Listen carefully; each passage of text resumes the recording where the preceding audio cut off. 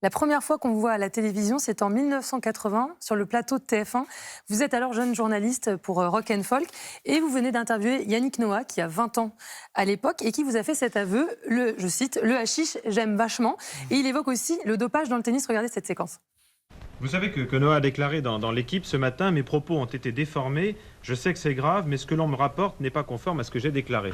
Les propos n'ont pas été déformés. Ce qui est déformé, c'est ce que vous avez annoncé tout à l'heure. Il n'a jamais dit que Borg se droguait, il a dit que c'était possible. C'était possible, c'est ça. Il a dit qu'il était à peu près sûr que Pesci était drogué à l'époque de Roland Garros l'année dernière. Est-ce que vous avez fait lire ou vous avez lu à Yannick Noah avant de publier cette interview? Jamais, il ne nous l'a pas demandé, on l'a pas fait. Honnêtement, j'ai l'impression que vous passez pas un bon moment, alors qu'il y a eu quelque chose avec le présentateur avant, c'était assez glacial. Savoir, c'est que j'étais pétrifié par le trac. Ah, c'est ça. Moi, j'ai toute ma vie, après ça s'est un peu calmé, mais toute ma vie, j'ai souffert d'un trac épouvantable.